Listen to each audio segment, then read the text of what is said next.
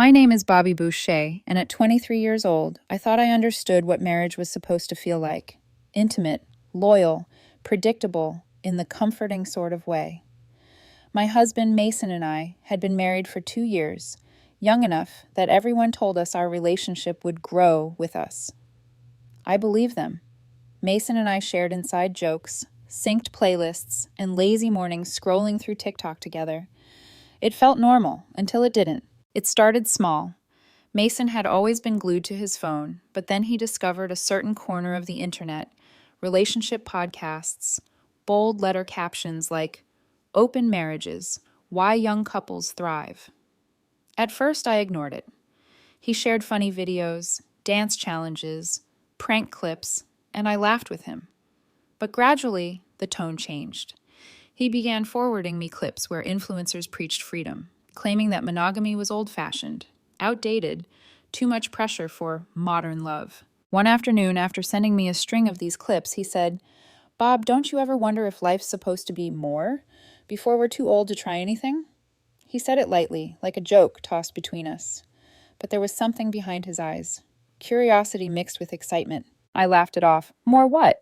"Oh, experiences. We only live once." He nudged my shoulder playfully.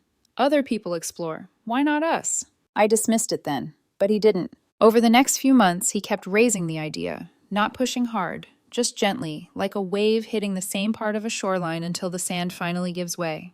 Every few days, he'd mention a new podcast episode or show me a couple who claimed they rediscovered each other through open intimacy. Sometimes he'd catch me after a long shift at work when my defenses were low. "We're young, Bobby. Don't you think it'd be fun? Before kids, before life gets boring?" I wasn't convinced, but Mason was persistent, always with soft persuasion, never fighting, just presenting it as something meant to bring us closer. Eventually, reluctantly, I agreed to try. Not because I wanted it, because I didn't want to lose him, but I insisted on rules. We sat at the kitchen table one night, a notebook between us. I remember the hum of the refrigerator, Mason spinning a pen between his fingers like this was some kind of strategic meeting. "Okay," I said. "If we do this, boundaries come first." He nodded quickly, too eagerly. "Rule 1, protection every time, no exceptions." "Of course," he agreed. "Rule 2, nothing happens in our home. No one comes here, ever." "Obviously," he said, sounding almost offended that I felt the need to clarify. "And Rule 3, I paused, the weight of it catching in my throat.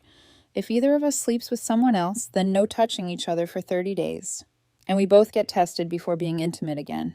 That rule gave him pause, but he finally nodded. "Fair." With that, we officially opened our marriage. For the first few weeks, nothing changed, or maybe I just pretended not to notice. But then Mason began scheduling Friday nights as if they were appointments. He'd get home, shower longer than usual, pick out a shirt he hadn't worn in years, and say, "Don't wait up, Bob."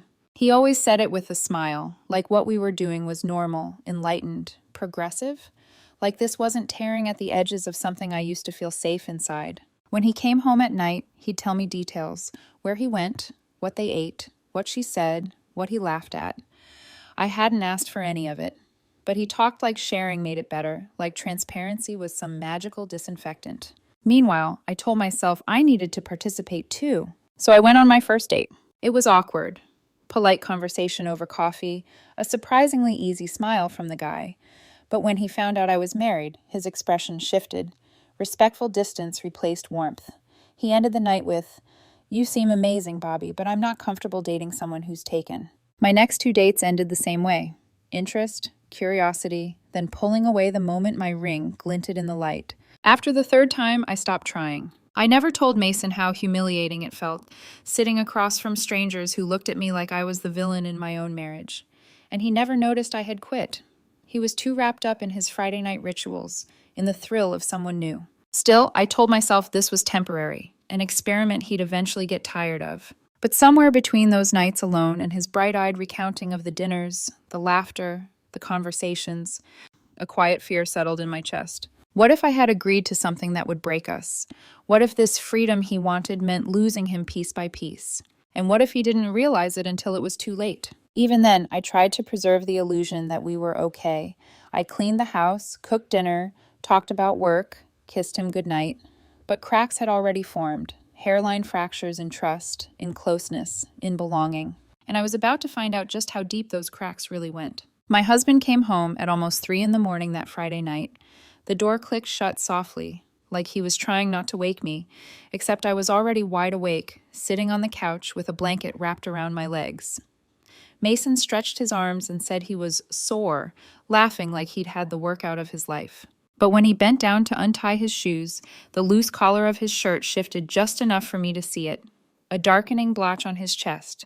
A hickey, fresh, visible, unhidden. He didn't even try to cover it up. He didn't see the way I stared, or maybe he did, and he simply didn't care enough to hide it. He walked past me humming, smelling like someone else's perfume, something floral, unfamiliar, too sweet for the colognes he usually wore. And I sat there, gripping the edge of the blanket, forcing myself to breathe through the ache growing slowly in my ribcage. 2 days later, he touched my waist while I was folding laundry. "Come here," he murmured, leaning in to kiss me. "Mason," I said, stepping away. "No, 30 days. You know the rule." He blinked like I had spoken another language. "You're actually serious?" "You slept with someone else. We agreed to take a break afterward and get tested." "Oh my God, Bobby, that's just technical. Are we really doing this?" "Yes," I said quietly. "We are." He scoffed, the sound sharp enough to cut. "You're blowing this out of proportion." But it wasn't out of proportion. It was the only thing keeping the ground from collapsing under me. That was the beginning of our new routine. Every Friday night, he left the house wearing the good clothes he used to save for date nights with me.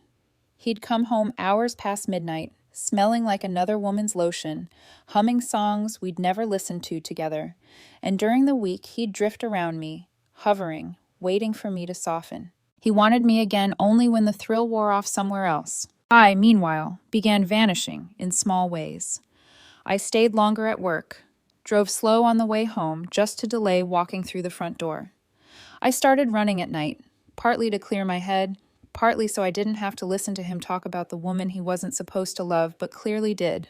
I lost weight without trying. My face reshaped itself. My clothes hung differently. Mason didn't notice any of it. He never noticed anything about me anymore. 5 months in, I had stopped hoping for anything between us to feel normal again. But I still tried. I still believed maybe he'd remember us, until the night of our anniversary. I took the entire day off work, cleaned the house top to bottom, cooked his favorite dinner. I even put on the dress he once said made me look like the version of myself he fell in love with. I lit candles and rehearsed how I'd surprise him. He came home at 4, a quick kiss on the cheek, a half smile. Then he went straight to the bedroom to shower. A few minutes later, he walked out buttoning a clean shirt, the good one he used for special occasions. My heart fluttered for a second. I thought maybe he remembered. "Where are you going?" I asked. "Oh, there's this band playing at a bar. Should be fun." I stared at him, unable to speak. He glanced at his watch. "Don't wait up, okay?" "Mason, it's our anniversary." He froze, just for a heartbeat. A tiny flicker of realization passed over his face, but not regret. Not even surprise. Just inconvenience. "Oh, right. Damn. Rain check. I already told her I'd be there." Her. Not a friend. Not someone. Just her. Like she was entitled to his time and I was the intruder. He left moments later, asking if I wanted him to blow out the candles before he left. I didn't answer. I ate dinner alone at the table set for 2. The candles burned down into small puddles of wax. The house felt too quiet, too dim, too tired. Around 10, I went to bed. He still wasn't home. When I woke up the next morning, sunlight already bright against the curtains, the other side of the bed was untouched, cold. I sat up slowly and looked at my phone. No messages. No call. Nothing. At 10:17 a.m., I typed one text, just one. "You broke the boundary. No sleeping over. I'm done." I placed the phone on the nightstand and waited. Nothing. Then, at 11:30, it lit up with call after call. 7 missed ones before I finally answered. His voice poured into the line in frantic waves. "Bobby, please, listen. I didn't mean to stay over. I fell asleep, okay? I swear it was a mistake. I closed my eyes for a second. Please don't do this, please." For the first time in months, he sounded scared, really scared. But fear wasn't a reason to unbreak the broken. "Mason," I said, my voice calm, steady, unfamiliar even to me. "You made your choice." "What are you talking about?" he snapped. "We said this was just fun. It's harmless, right? Why are you acting like this?" Because the only harmless thing in our marriage now was me. I didn't yell. I didn't cry. I didn't beg him to remember what we used to be. I just exhaled, slow and final, and whispered, "You stopped coming home to me long before last night." And for the first time, he had no answer. After that morning, something in Mason shifted. Panic, maybe. Or fear of losing the safety net he'd assumed would always be there. He tried to act normal around me afterward, hovering in the kitchen, offering to drive me to work, making small talk like he thought being pleasant would undo months of emotional abandonment. One Saturday night, he knocked softly on my bedroom door. Yes, we had begun sleeping apart. The distance between us wasn't just emotional anymore. "Can we talk?" he asked. I shrugged, not looking up from the book I wasn't really reading. He stepped inside, rubbing the back of his neck. "Look, about the other night. I'm sorry, okay? I shouldn't have stayed over. It just happened." "You fell asleep," I said flatly. "Yes," his voice cracked a little. "It wasn't intentional." "It never is," I replied, "but you still crossed the line." He hated that I wasn't yelling. He hated the calm. Mason was used to my softness, used to me cushioning every blow, making everything easier for him, but now my calmness only made him more anxious. "Can we just hit reset?" he asked, "please?" I didn't answer. He reached for my hand, fingers brushing my wrist. "Bobby, I miss you." I pulled away. 30 days. He exhaled sharply and left the room, his footsteps heavier than they'd ever sounded.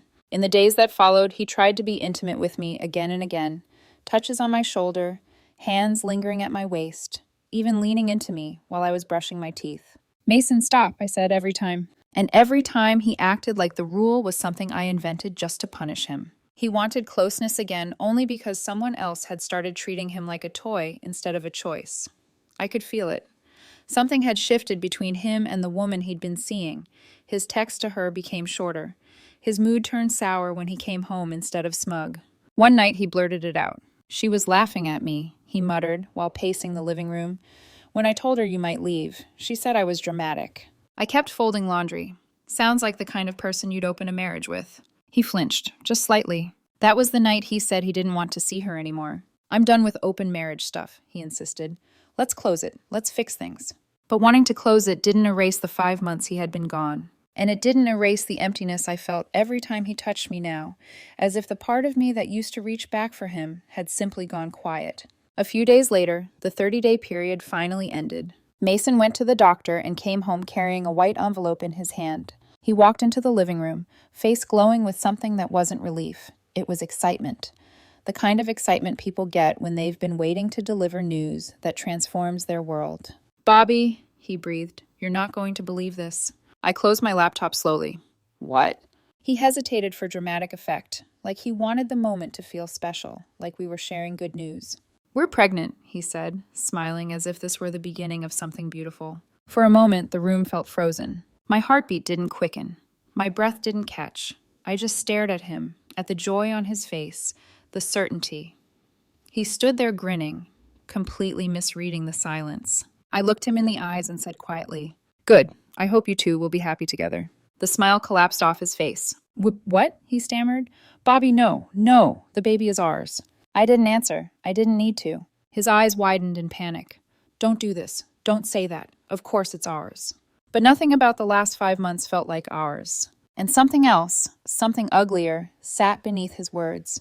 Even with the pregnancy news, he was still hoping for comfort from the same woman he'd been sleeping with. I found out later that he texted her. I found out because he showed me, desperate for sympathy maybe, or shocked by her cruelty. He told her he got someone pregnant. She replied with, "Wow, sucks to be you. Try passing it off as your wife's. Il meo."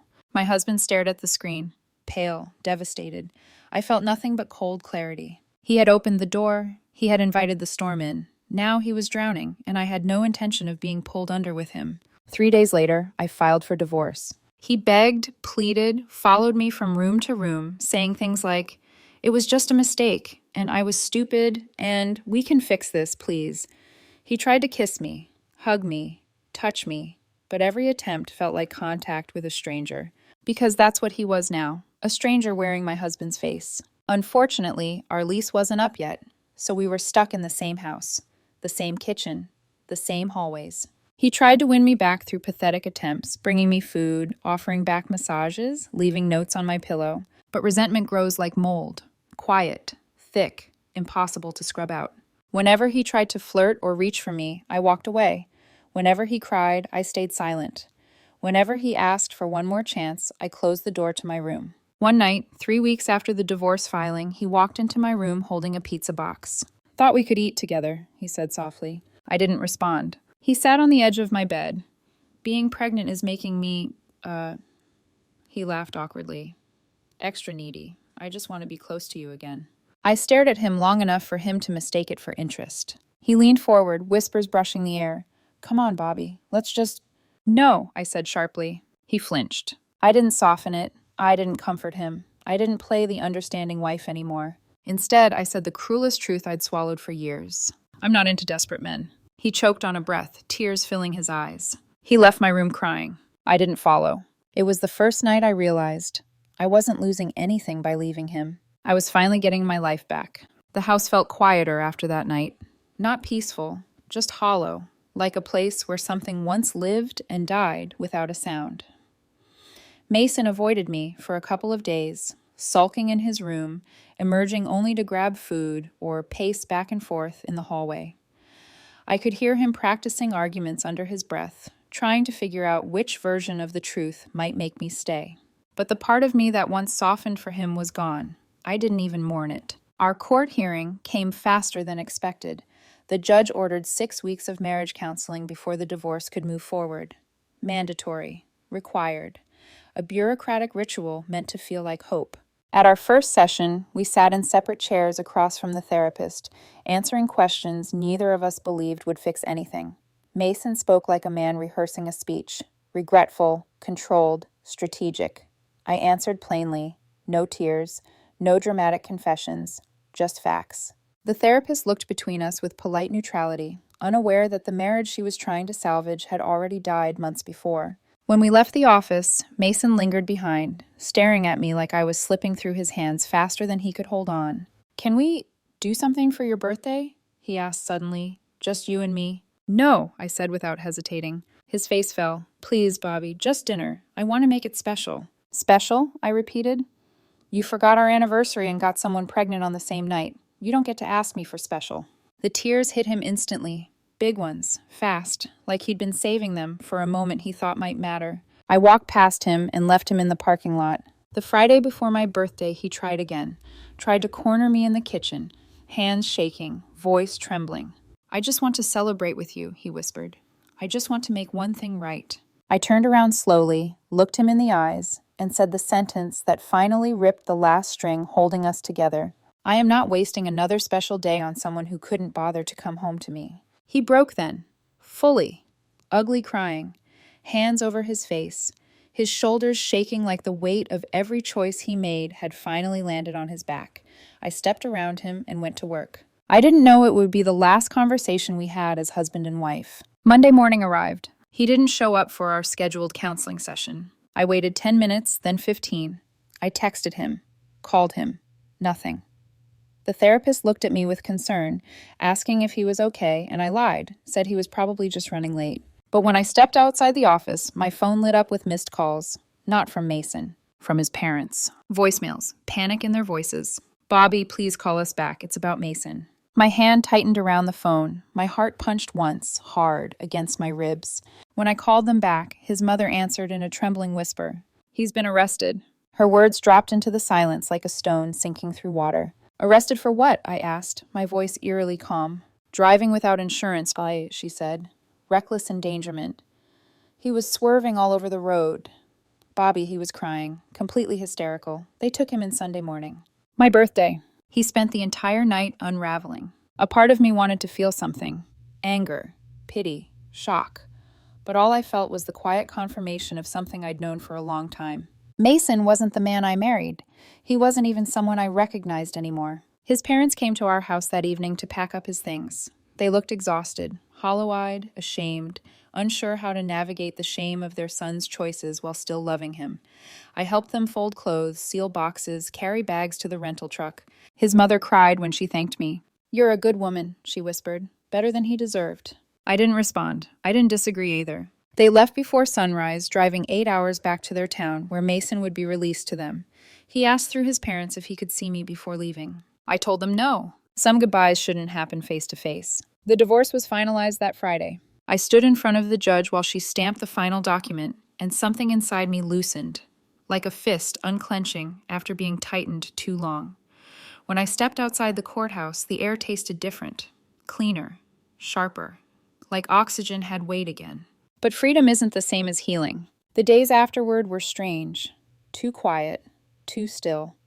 My phone buzzed nonstop, not with messages from Mason, but from unknown numbers sending me his apologies through mutual friends. I changed my phone number, deleted my Facebook, muted half my contacts. Even then, I caught myself sitting alone at night, replaying everything. Not the good memories, the mistakes I didn't see coming. Why had I agreed to an open marriage?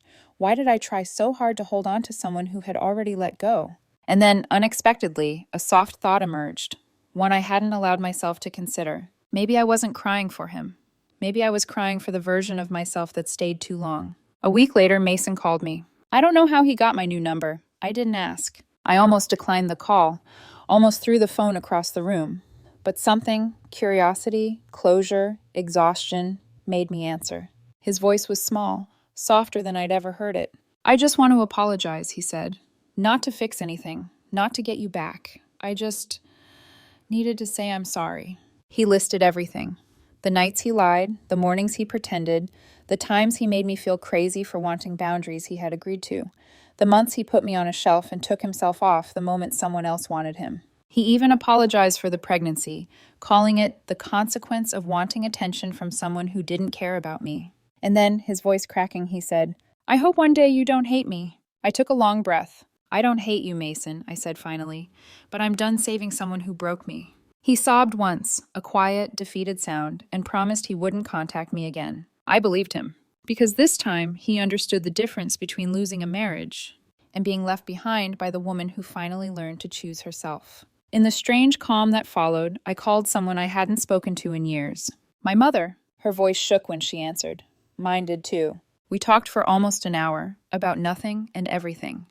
About life, about starting over, about how sometimes the hardest endings are the ones that give us our first real beginning. For the first time in months, I felt my chest loosen, not because of Mason, not because the pain was gone, but because I was stepping into a life where the hurt wasn't in control anymore, a life that belonged to me again. And this time, I wasn't letting anyone take it.